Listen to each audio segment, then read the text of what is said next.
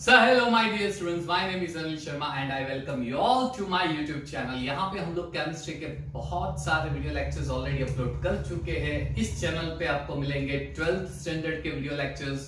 Solid state coordination compound का already upload कर दिया है। It's like halo alkanes alkenes going on. चलिए दोस्तों, हम लोग हेलो अल्केन्स एल्केन्स का चैप्टर कर रहे हैं। हेलो अल्केन्स और हेलोइन्स चैप्टर में ऑलरेडी मैंने 4 वीडियो लेक्चर बना चुका हूं। मैंने पहले वीडियो लेक्चर में जो बनाया था वो था क्लासिफिकेशन ऑफ एल्केन्स एल्केन्स, जिसमें एनसीईआरटी का पहला क्वेश्चन मैंने सॉल्व करवाया है। Second video lecture, third and fourth video lecture is of preparation of alkanes. Second video lecture में preparation of alkanes from alkanes था, राइट, एंड अल्कीन्स यानी hydrocarbon. Third video lecture में preparation of alkanes from alcohol, लेकिन उसमें पूरा video lecture सिर्फ एक पे डिपेंडेंट था, बाय हैलोजन एसिड। उसमें काफी सारे चीजें हम लोग चीर फाड़ के पोस्टमार्टम करके पढ़ लिया है उसमें, वो वीडियो लेक्चर जरूर देखना।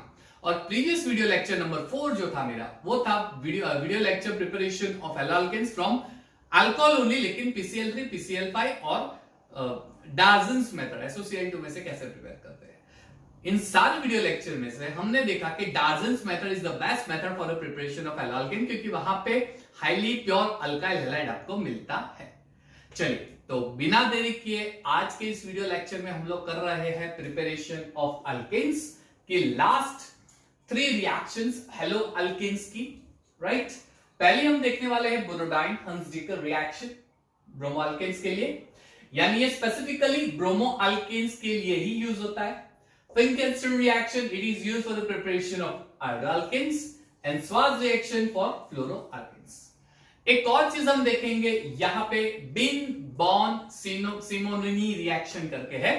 वो रिएक्शन एक्चुअली वो एस्टर एल्डिहाइड कीटोन एसिड वाले चैप्टर में आएगी, लेकिन यहां पे ही हम लोग इससे रिलेटेड कुछ कनेक्शन पार्ट है, इसलिए यहीं पे स्टडी कर लेंगे। ठीक है बच्चों, चलिए तो हम लोग स्टार्ट करते हैं बोरोडाइन हंस-डिकर रिएक्शन प्रिपरेशन नंबर 1। वैसे आज सीबीएसई 12th स्टैंडर्ड का रिजल्ट आ चुका है। आई एक्सपेक्ट मेरे प्यारे बच्चों का रिजल्ट बहुत ही बढ़िया आया होगा, राइट। चलिए, so preparation of halo alkanes, preparation of I say specifically bromo alkanes, क्योंकि अब जो हम मेथड देखने वाले हैं हंस-डिकर मेथड, वो method is specifically for halo alkanes only. ठीक है बच्चों, चलिए, so it's Hunsdiecker method, clear. Borodin Hunsdiecker reaction, उसको बोरोडाइन हंस-डिकर रिएक्शन भी बोला जाता है। Specifically as I said, specifically it is used for the preparation of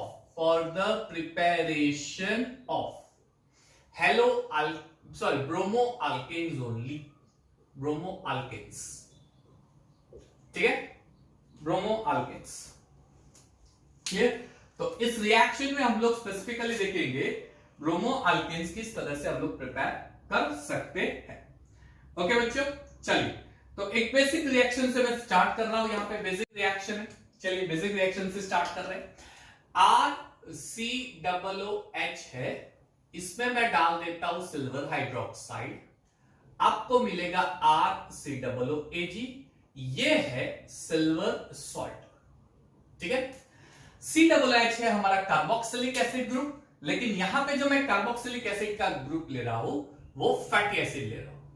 fatty acid आपको पता है कार्बोक्सिलिक एसिड जिसमें कार्बन एटम मोर देन 14, 15, 16, 17 ऐसे होते हैं, यानी लॉन्ग चेन कार्बन एटम की होती है फैटी एसिड। तो ये वाला जो मुझे मिलेगा that will be silver salt of fatty acid. अब मुझे ये रिएक्शन करनी है RCOOAg से, ठीक है। I'll do this reaction with Br2।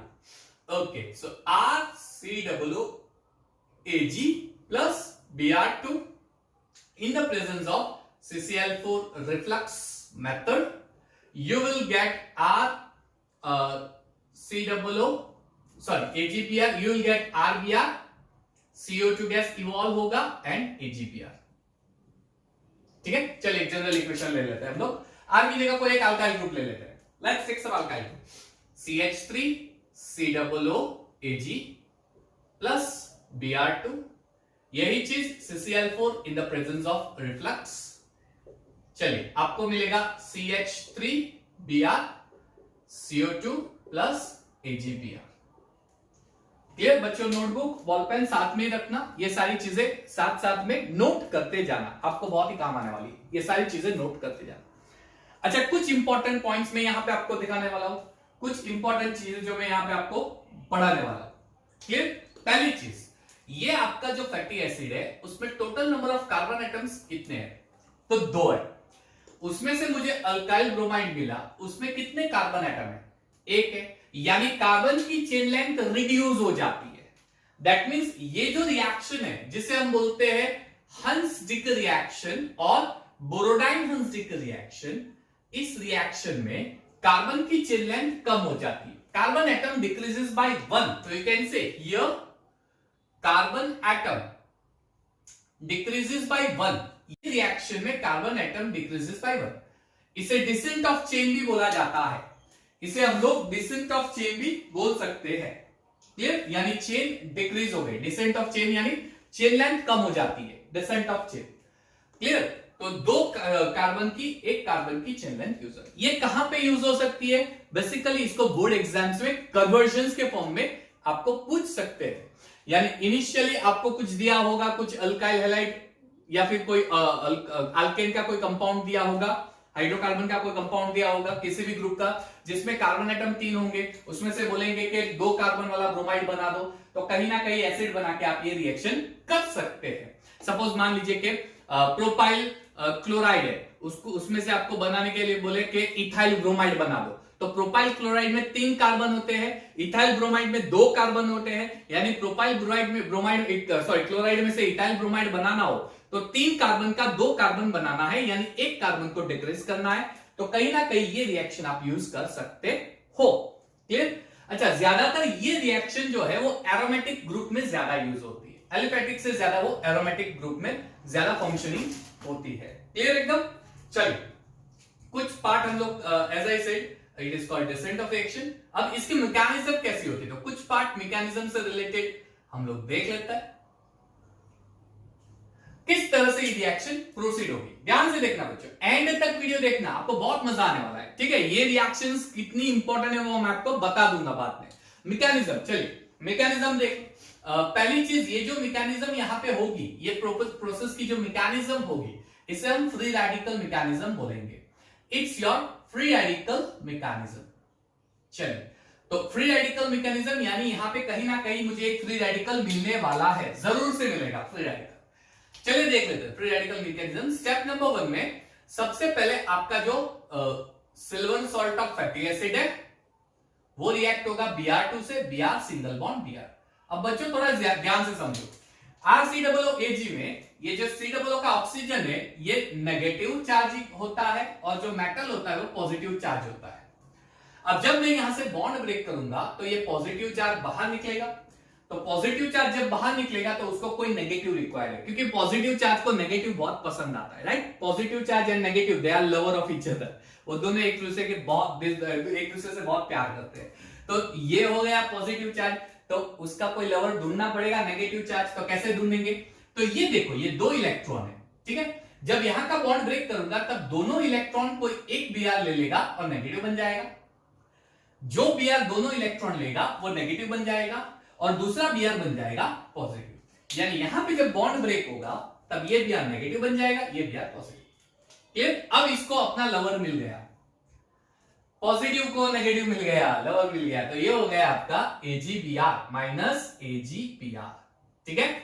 और ये पॉजिटिव इस नेगेटिव से ज्वाइंट हो जाएगा, चलिए तो मिल जाएगा RCOOAg। ये हो गया आपका स्टेप नंबर 1। चलिए स्टेप नंबर 2 देख लेते हैं। अब इस Ag नहीं Br,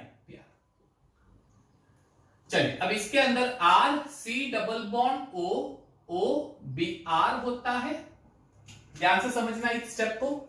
ऑक्सीजन भी इलेक्ट्रोनेगेटिव है। इलेक्ट्रोनेगेटिव एटम कौन होता है? जो इलेक्ट्रॉन को अपनी ओर खींचता है, जिसको इलेक्ट्रॉन से बहुत लगाव होता है, जैसे इलेक्ट्रॉन देता है खींच लेगा अपनी ओर ऑक्सीजन। Br है वो भी इलेक्ट्रोनेगेटिव है, वो भी इलेक्ट्रॉन खींचेगा। यानी जब यहां से बॉन्ड ब्रेक होगा तब दोनों क्या करेंगे? इन इलेक्ट्रॉन को खींचने की ट्राई करेगा। ठीक है? इलेक्ट्रॉन्स को खींचने की ट्राई करेगा, दोनों इलेक्ट्रोनेगेटिव है, तो दोनों electron rather going to one of the atom, दोनों इलेक्ट्रॉन जो है वो डिवाइड हो जाएंगे इक्वली दोनों एटम पे, यानी ये इलेक्ट्रॉन इस एटम पे जाएगा, ये इलेक्ट्रॉन इस एटम पे, तो क्या बन जाएगा R C double bond O, O a free radical and Br is another free radical। समझ में आ गया?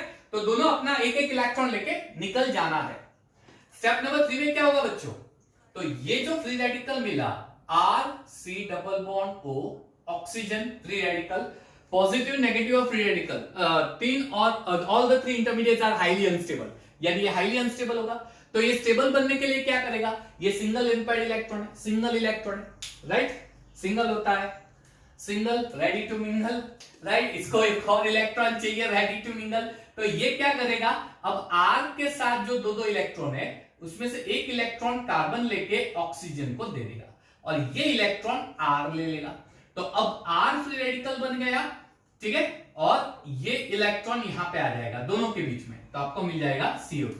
A kind of double bond is formed over here, a kind of double bond, O double bond C double bond O, यानी होगा क्या? तो ये electron carbon ले लेगा और उसके बाद यहां पे बीच में इसके साथ डबल बॉन्ड बना देगा, ठीक है बच्चों, इसके साथ डबल बॉन्ड बना देगा, हो गया CO2। अब ये जो R फ्री रेडिकल मिला है, ये Br फ्री रेडिकल, यहाँ पे Br फ्री रेडिकल मिला था Br, तो ये Br free radical R free radical के साथ जाके चिपक जाएगा, तो आपको मिल जाएगा RBr, ठीक है बच्चों, ये है आपके मैकेनिज्म, फ्री रेडिकल मैकेनिज्म। समझ में आ गया? ये पूरी आपकी फ्री रेडिकल मैकेनिज्म रिएक्शंस है। ओके, चलिए अब as I said, this reaction is used only for the preparation of bromoalkanes। ये सिर्फ और सिर्फ ब्रोमोअल्केन्स के प्रिपरेशन के लिए ही यूज होती है। मान लीजिए कोई स्टूडेंट बोले सर मुझे आयोडो अल्केन इसी मेथड से बनाना है, चलो दिखा देता हूं, मुझे आयोडो अल्केन बनाना है इस मेथड से। मान लीजिए कि ये RCOOAg है, इसमें मैं डाल देता हूं आयोडीन, तो अब क्या होगा? यहां पे आयोडीन, तो यहां पे जो प्रोडक्ट मिलेगा वो आपको एस्टर प्रोडक्ट मिलने वाला है, RCOO AgINCO2, आपको एस्टर प्रोडक्ट मिलने वाला है, ठीक है? यहां नीचे लिख देता हूं, if it is problem I write down over here, चलिए प्लस CO2, आपको एस्टर बाय प्रोडक्ट मिलने वाला है, एस्टर मिलेगा। वो कैसे मिलेगा? आइए दिखा देता हूं वो कैसे मिलेगा इसको। CH3COOAg, मान लीजिए कुछ ऐसा है, अब इसके मैं 2 मोल्स लूंगा, 2 मोल्स, तो एक काम करता हूं सेकंड मोल मैं नीचे लिख देता हूं, 2 मोल्स CH3COOAg, इसके मैं 2 मोल्स ले रहा हूं, 2 मोल्स ऑफ CH3COOAg, ये मैं ऐसे ले रहा हूं, ठीक है, तो लेकिन मैंने दोनों को सेपरेटली लिखा है। अब इसके अंदर मैं डालूंगा I2 in the presence of CCl। चलिए होगा क्या? ये दोनों सिल्वर आयोडीन से रिएक्ट होकर बना देंगे 2AgI, COO में से ये बन जाएगा CO2 गैस, CO2 गैस। अब ये मिथाइल यहां पे आके चिपक जाएगा, यानी CH3COO CH3 methyl ethanoate ester. यानी अगर आप हंस-डिक्री रिएक्शन आयोडीन के लिए करने गए तो आपको आयोडो अल्केन तो नहीं मिलेगा, उसकी जगह मिल जाएगा एस्टर ग्रुप, मिथाइल इथेनोएट मिल जाएगा, राइट? ये रिएक्शन है आपकी बिन बॉन सिमोनिनी रिएक्शन। ये रिएक्शन वापस आपकी प्रीवियस चैप्टर में, सॉरी नेक्स्ट चैप्टर में आएगा वापस, अल्कोहल फिनोल ईथर या फिर अल्डिहाइड कीटोन एसिड पे कहीं ना कहीं ये रिएक्शन आने वाली है। Clear? That means this reaction, Huns-Dicke reaction, is used only for the preparation of bromoalkanes, Huns-Dicke reaction। ठीक है बच्चों, आसान सी रिएक्शन है, आपको आ जानी है ये रिएक्शन, इसमें कोई इतना कुछ साइंस या रॉकेट साइंस नहीं लगा है कैसे होता है। क्लियर? सिर्फ याद रखो आपको silver salt of fatty acid चाहिए, इसके लिए आप फैटी एसिड के अंदर सिल्वर हाइड्रोक्साइड बेस डाल दो, आपको silver salt of fatty acid मिल जाएगा। Clear? In the presence of CCl4 reflux Br2 के साथ रिएक्ट होगा तो आपको रिएक्शन करेगा तो RBr। इसकी ये मैकेनिज्म है, मैकेनिज्म जस्ट समझ लो, फ्री रेडिकल मैकेनिज्म होती है। क्लियर? यही रिएक्शन अगर आयोडीन के लिए करने जाओगे तो it will be a bean bond Simonini reaction, you will get an ester over. तो एज आई सेड, किताबें होंगी आपके पास। क्लियर? पॉज करके फटाफट जो लिखना है लिख दो, so we can move on for the. चलिए, तो ये चीज आपने नोट डाउन कर ली होगी। बेटा एक काम करना, सब लोग एक काम करना, I am telling everyone, 11th और 12th की जो ऑर्गेनिक की बुक आप बनाओगे उसमें एक सेपरेट बुक बनाना नेम रिएक्शन की। नेम रिएक्शन यानी साइंटिस्ट के नेम के बेस पे जितने भी रिएक्शन है उसकी एक प्रॉपर नोट बनाते जाना। जैसे 11th में आपने फ्रेडल-क्राफ्ट रिएक्शन देखी होगी, वुड्स रिएक्शन जो यहाँ पे वापस आने वाली है, या फिंकलस्टन रिएक्शन, बोरोडाइनर्जिक रिएक्शन, या फिर अब हम देखने वाले हैं फिंकलस्टन रिएक्शन।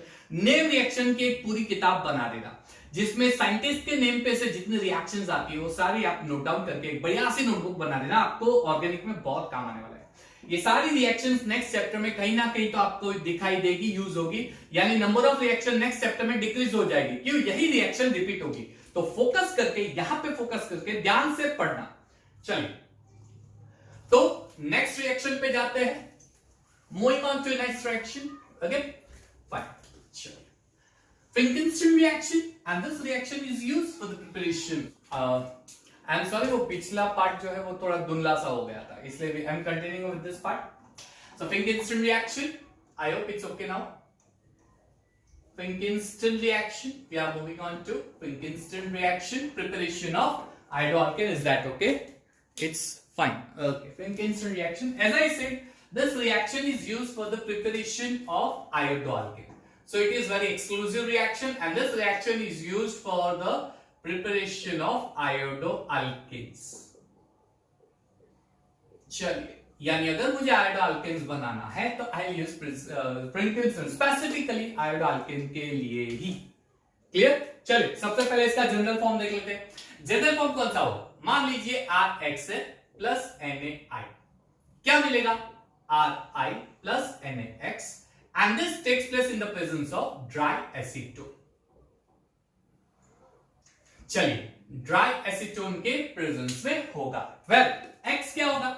चलिए, यहां पे जो X होगा हैलोजन, या तो क्लोरीन हो सकता है या ब्रोमीन हो सकता है। ठीक है बच्चों, या क्लोरीन या ब्रोमीन होगा। फाइन। फ्लोरीन क्यों नहीं होगा? क्योंकि मैंने स्टार्टिंग में ही बोला था प्रिपरेशन में कि जो फ्लोरीन होता है वो रिएक्शन में बॉम्ब बन जाता है, यानी फ्लोरीन की रिएक्शन हाईली रिएक्टिव होती है, ब्लास्ट होने के काफी ज्यादा चांसेस होते हैं, इसलिए वो डायरेक्टली प्रिपेयर नहीं होगा। वो स्वाज रिएक्शन में हम लोग देखेंगे किस तरह से प्रिपेयर होता है। पहले ये देख लेते हैं क्लोरीन या ब्रोमीन। यानी मुझे अगर आयोडो कंपाउंड बनाने हैं, आयोडोअल्केन्स, तो सबसे पहले मैं क्लोरोअल्केन बनाऊंगा, फिर ब्रोमोअल्केन या फिर ब्रोमोअल्केन, दोनों में से कोई भी एक, और उसमें NaI डालूंगा ड्राई एसीटोन के प्रेजेंस में। एक जनरल इक्वेशन ले लेते हैं, CH3 CH2 Cl plus NaI। यहां पे मैं ले लेता हूं ड्राई एसीटोन। चलिए, रिएक्शन जो होगी वो CH3 CH2I plus NaCl। Clear? ये इथाइल क्लोराइड में से इथाइल आयोडाइड बनाएंगे, या ब्रोमीन होता सॉरी ब्रोमाइड होगा तो इथाइल ब्रोमाइड में से इथाइल आयोडाइड बनाएंगे। ठीक है, तो ये है फिंकिंस्टन रिएक्शन, कैसे बनाते हैं आयोडो कंपाउंड को, कुछ इस तरह से। लेकिन बच्चों यहां पे एक क्वेश्चन राइज जरूर होना चाहिए, आपके माइंड में जरूर ये क्वेश्चन आना चाहिए कि भाई आयोडो कंपाउंड ही क्यों, यही रिएक्शन में दूसरे हैलोजेंस के लिए यूज क्यों नहीं कर सकता? राइट? एज फॉर एग्जांपल मैं ऐसे बोलूं CH3 CH2I है, अब इसके अंदर मैं NaI की जगह NaBr डाल दूं, अब मैं इसमें ड्राई एसीटोन डाल दूं, अगर ड्राई एसीटोन डालूंगा तो क्या ये रिएक्शन प्रोसीड होगी, ये फिजिबल होगी? तो जी नहीं होगी, नहीं होगी ड्राई एसीटोन। क्यों? रीजन क्या है? चलिए मैं रीजन दे देता हूं। सबसे पहला रीजन क्या है? पी ब्लॉक एलिमेंट में आप लोगों ने ऑलरेडी स्टडी किया हुआ है, फ्लोरीन, क्लोरीन, ब्रोमीन, आयोडीन। अगर नहीं किया है तो वो आएगा। होता क्या है? तो नीचे के जो हैलोजेंस होते हैं वो ऊपर के हैलोजेंस कंपाउंड में से हैलोजन को सब्स्टिट्यूट इजीली कर सकते हैं, यानी आयोडीन जो है वो ब्रोमीन कंपाउंड में से इजीली ब्रोमीन को सब्स्टिट्यूट करके उसमें ऐड हो सकता है। Same case goes with chloro and fluoro compound, same case वही चीज होगी क्लोरोफ्लोरो। लेकिन ऊपर के हैलोजन जो होते हैं वो नीचे के हैलोजन कंपाउंड में से हैलोजन को सब्स्टिट्यूट नहीं कर सकते। यानी मान लीजिए मैं क्लोरो कंपाउंड दे दूं और बोलूं कि आयोडो कंपाउंड, सॉरी क्लोरीन दे देता हूं, क्लोरो कंपाउंड नहीं क्लोरीन देता हूं Cl2, और आयोडो कंपाउंड में से आयोडीन को निकालता हूं, तो ये रिएक्शन पॉसिबल नहीं है। ये पी ब्लॉक एलिमेंट का कॉन्सेप्ट है। ये रिएक्शन कॉम्पिटिटिव में आ चुके हैं ऐसे questions, which of the reaction is feasible. 4 reaction दिया जाए और 4 रिएक्शन में आपको आइडेंटिफाई करना है कौन सी फिजिबल है, तो ये वाली रिएक्शन जरूर दी होगी।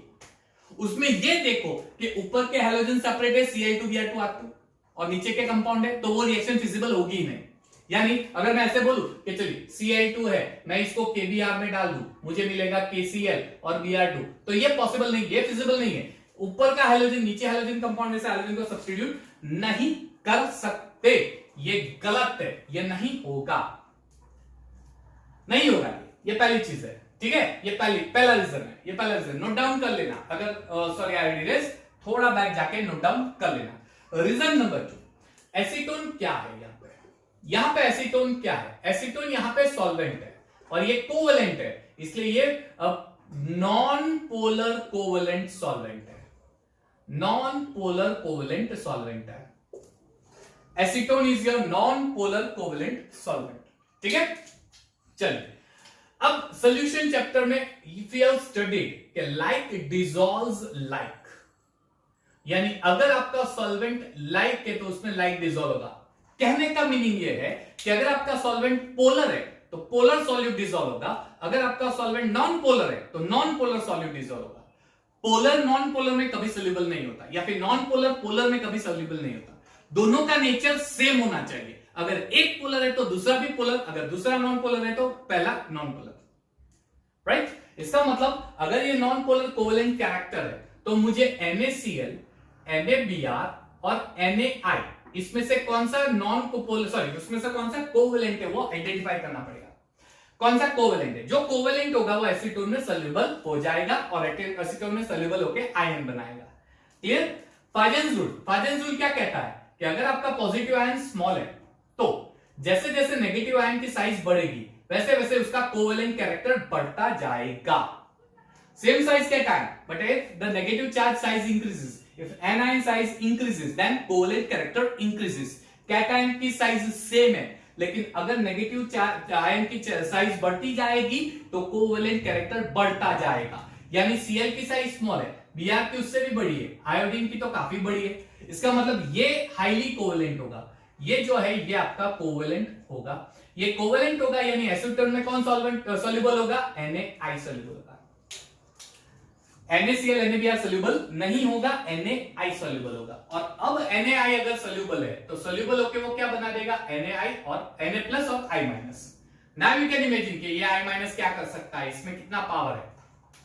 I माइनस Cl को शूम लात मार के निकल बाहर है ना, नेगेटिव आयन निकाल देगा इसको। समझ में आया? ये बहुत इंपॉर्टेंट कॉन्सेप्ट है, याद रखना।